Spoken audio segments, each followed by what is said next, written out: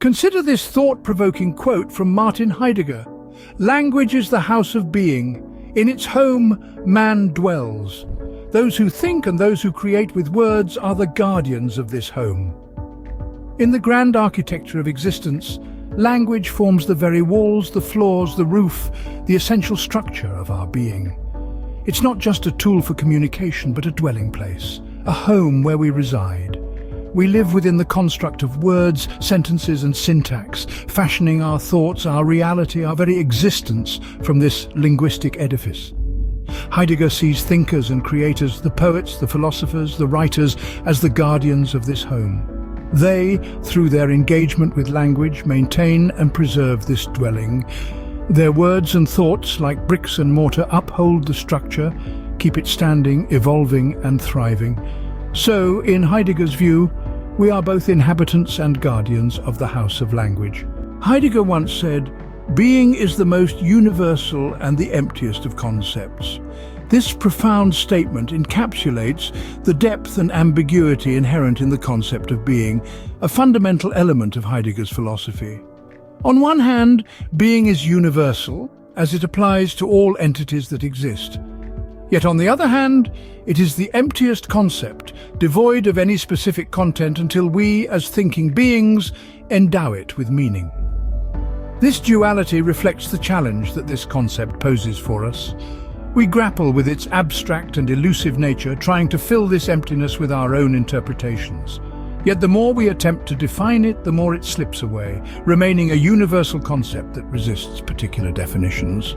This is the paradox of being. It is at once everything and nothing, universal and empty. In the realm of philosophy, being remains a universal yet elusive concept. Heidegger declared, "The possible ranks higher than the actual." This profound statement invites us to consider potentiality as the greater philosophical terrain, surpassing the confines of the actual.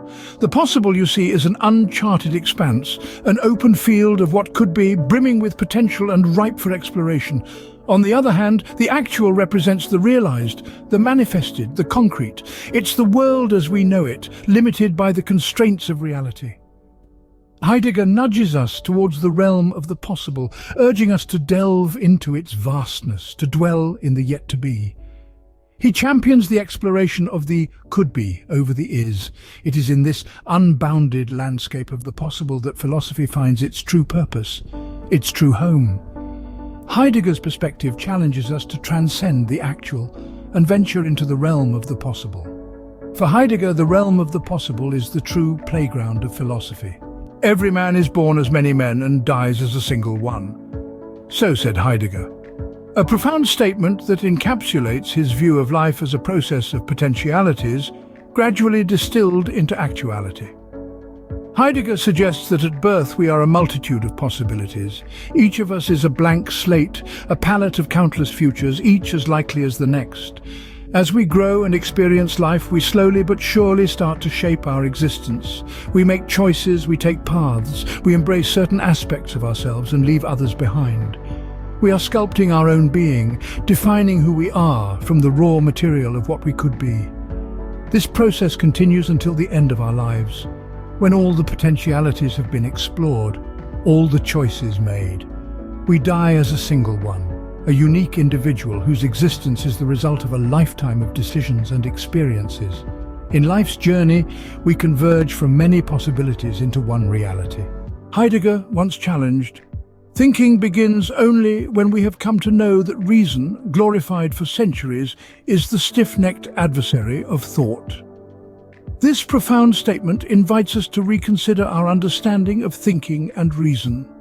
Heidegger, a relentless critic of the conventional wisdom of his time, saw reason not as a tool that liberates thought, but as a constraint that binds it.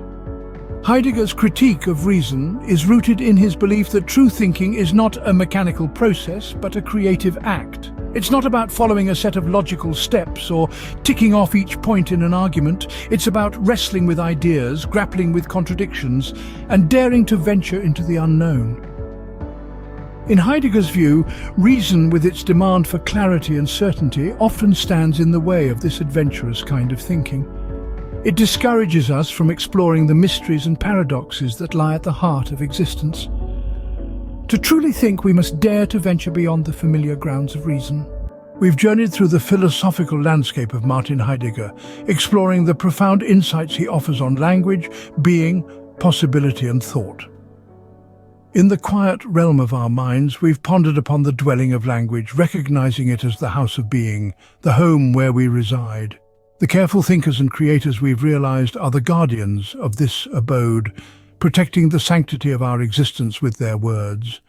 Then, we've ventured into the vast expanse of being and nothingness, a concept so universal, yet so empty, challenging us to find meaning in the paradox of existence. We've gazed into the void and found enlightenment, not fear. We've also ascended the hierarchy of reality, understanding that the possible ranks higher than the actual. We've dared to envision the world not as it is, but as it could be, embracing the boundless potential of our ideas. We've reflected on the multiplicity of existence, acknowledging that each man is born as many and dies as single one. It's a humbling reminder of our journey, the numerous versions of ourselves we embody throughout our lives, converging into a singular identity at the end. We've also wrestled with the intricate dance between thinking and reason, realizing that true thought begins only when we acknowledge reason as its adversary, not its ally. We've learned to question, to challenge, to push beyond the boundaries of conventional wisdom. And finally, we've confronted the uncanny nature of anxiety, the strange discomfort that arises from the world's lack of strangeness. We've seen how it pushes us to question, to seek, to yearn for something more. Through Heidegger's philosophy, we've discovered a world that's rich with thought and teeming with possibilities. A world that constantly challenges us to think, to question, to explore. If you've enjoyed this exploration of Heidegger's philosophy and want to dive deeper into the world of thought, don't forget to subscribe to our channel. Keep questioning, keep thinking, and never stop exploring the depths of philosophy.